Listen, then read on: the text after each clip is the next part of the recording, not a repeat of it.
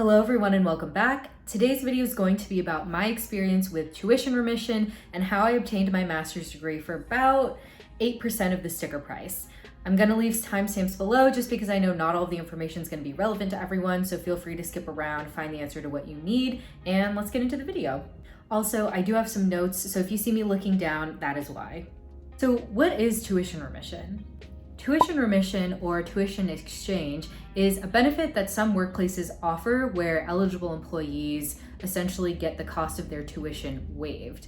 And in my case, this actually worked a lot better than reimbursement just because in a reimbursement situation, you would likely have to front the cost of tuition and then your employer would later reimburse you for it. However, for me, with tuition remission, it automatically covered the majority of the cost of my tuition, and then I only had to pay the remaining amount. Something that is important to consider is that not all universities will offer tuition remission as a benefit. I was very lucky that BU did, but not all universities do, and also not all workplaces do. So it's definitely not one of the kind of more commonly known benefits or commonly offered benefits like health insurance or retirement. Why tuition remission as opposed to scholarships or grants or, need-based financial aid? Well, I've personally found that for master's programs, it's actually pretty hard to find scholarships or funding that fully cover the cost of your degree. With PhD programs, it's honestly a little bit easier to find funding, but with master's programs, at least in talking to a lot of my friends who pursued master's programs, a lot of them are fronting the cost of that and have to take out loans just because the need-based financial aid is usually not great. Another great thing about tuition remission is that there's not really any application process associated with it. If your employer already offers this benefit, usually you can access it. With things like scholarships and grants, those are great, but you will usually have to dedicate time and energy to applying without even the guarantee that you'll receive that money.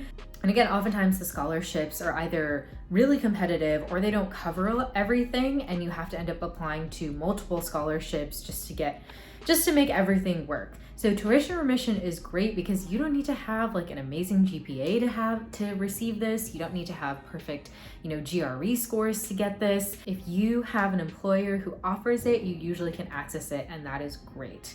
This may feel a little bit silly to add in here, but tuition remission typically only covers the cost of tuition. And I say that because when I was attending my master's program, every semester on my student account, I would receive a bill for my tuition, like the actual credits, the credits for my courses, but there was always an associated student services fee that every student had to pay regardless of, your student status. And that was just a fee of $60, I think. So it wasn't too expensive, but tuition remission did not cover that. Just be aware there might be some fees that you have to pay out of pocket regardless of whether or not you have tuition remission.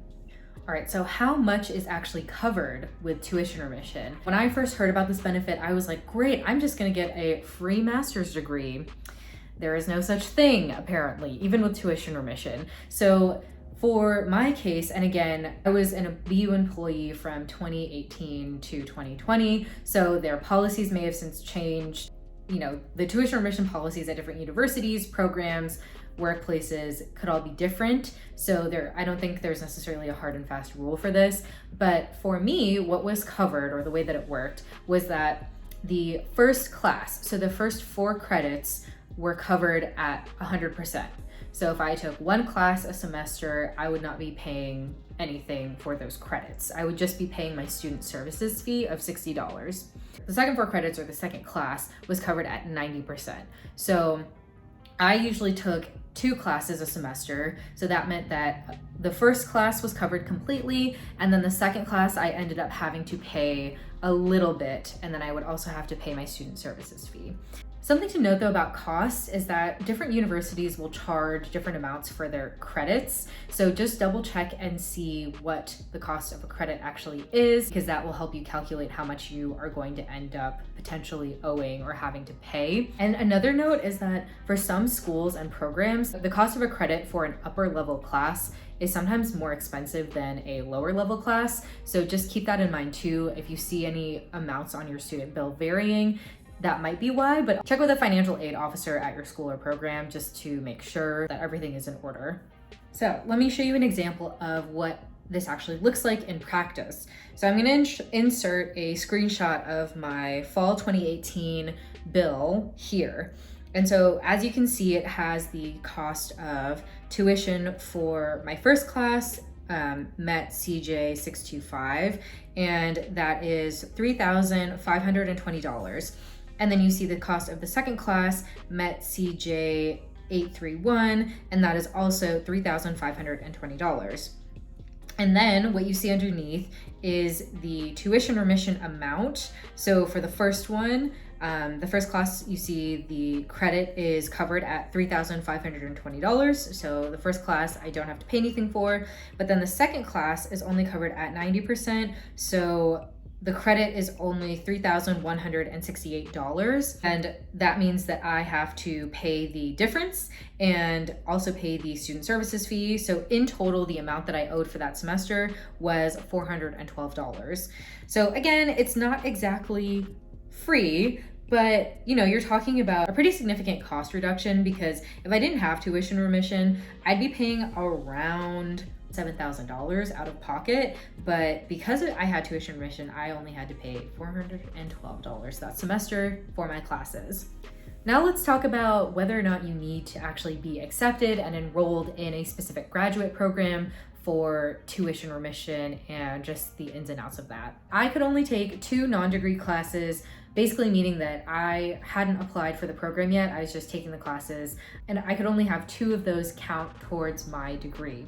So if I took more than 2 classes and didn't actually apply to the program and wasn't accepted into the program, then I would be still taking classes and still not having to pay, but I wouldn't actually have my diploma because they wouldn't actually be counting towards anything. The way that I did this was I took 2 classes as a non-degree student in the fall of 2018, and then I applied to the program in, I think it was like November of 2018. So I had already started taking the classes, but I really wanted to, one, just see if I could handle taking 2 classes and being a student part-time while working a full-time job and a part-time job, and just showing that I was really committed to the program to help get accepted. So I submitted my application in November, and the way that my program worked was that admissions was rolling, so there wasn't really a hard and fast deadline. So just keep that in mind if your program has a very rigid application and acceptance deadline, you can only apply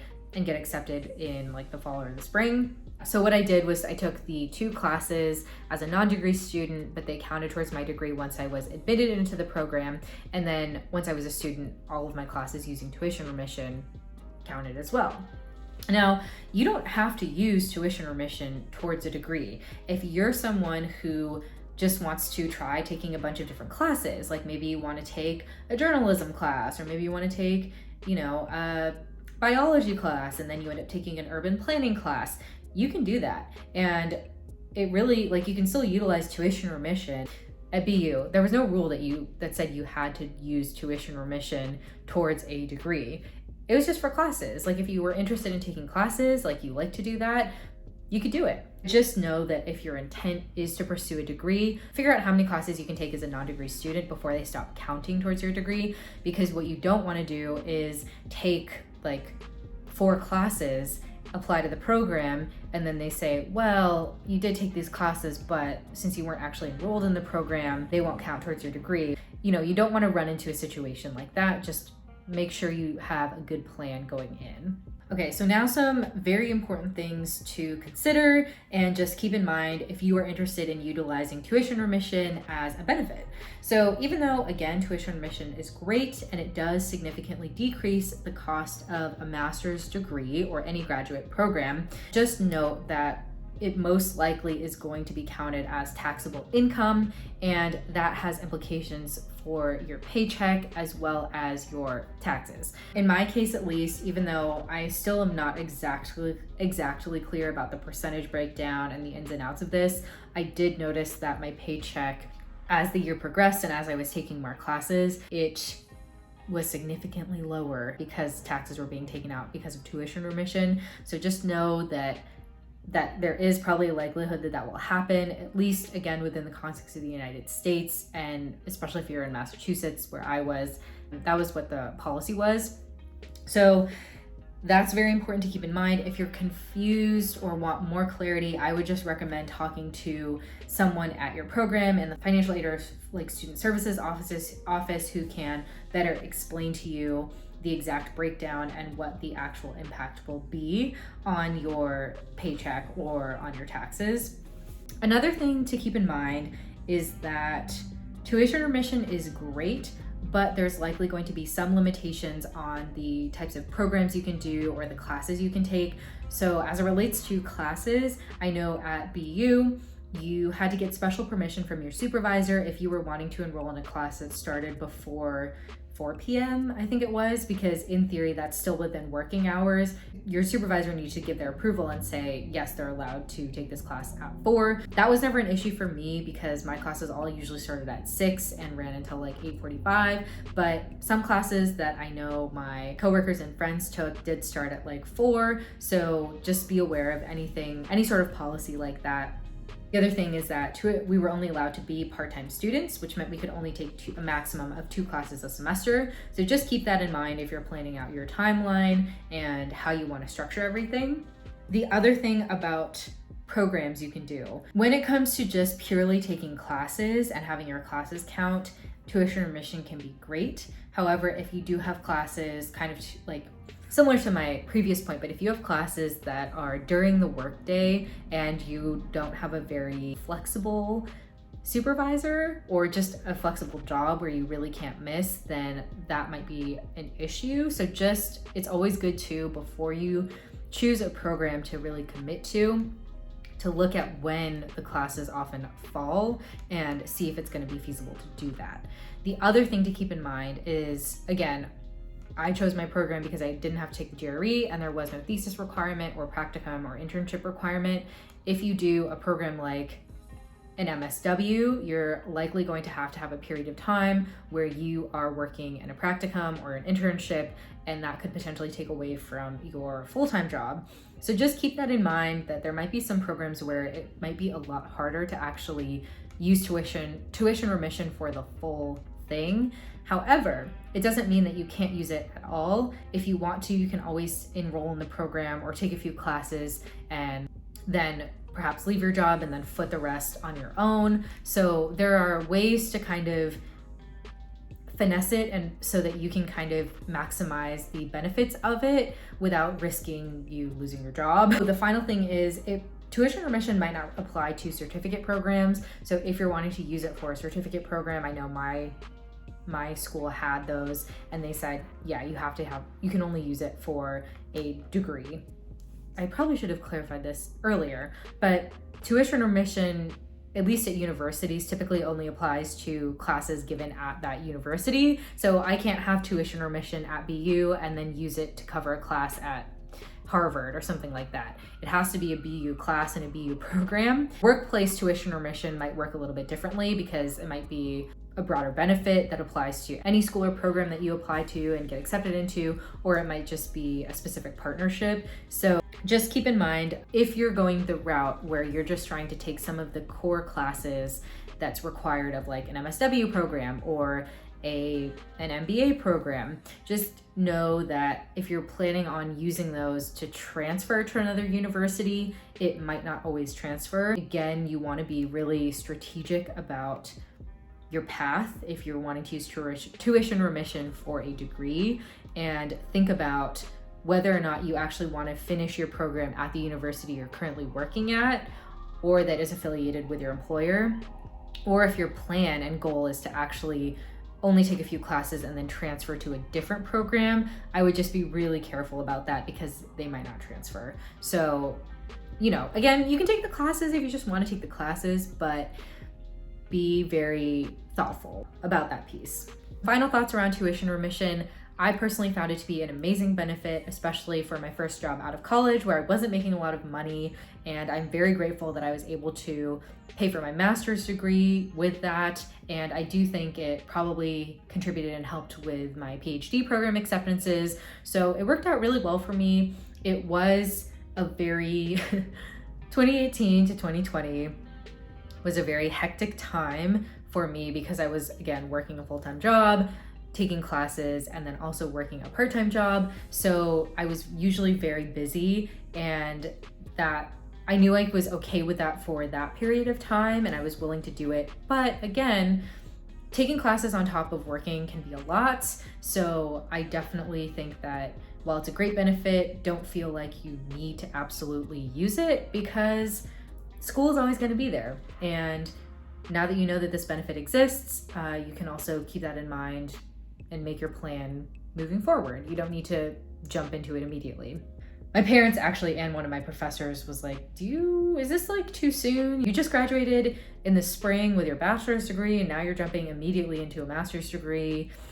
Like, are you sure you want to do that? I told them yes, and I did it. But I think that when I was younger and when I first entered the job, I basically was like, I have to use this benefit because I was scared that I would never have the opportunity to use that benefit again or work in a job that had tuition remission.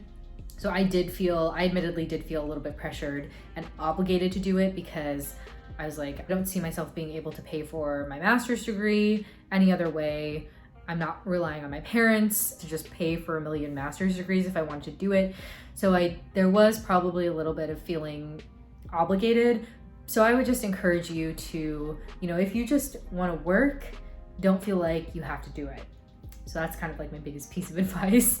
I hope this video was helpful. If I missed anything and you want to add something, or if you have any questions, please feel free to do that in the comments, because I think this is a very important benefit that I had no clue about when I was younger, and I really would have loved to know about it sooner. So, and also the kind of details of it often don't get talked about. So I think that it's really important for that information to be out there and visible and like freely accessible to anyone who wants it. So again, if you have any questions or want to share something about your experience with it, please feel free to comment and I will answer them. I hope everybody has a great week. Stay safe, and I will see you in the next one. Bye.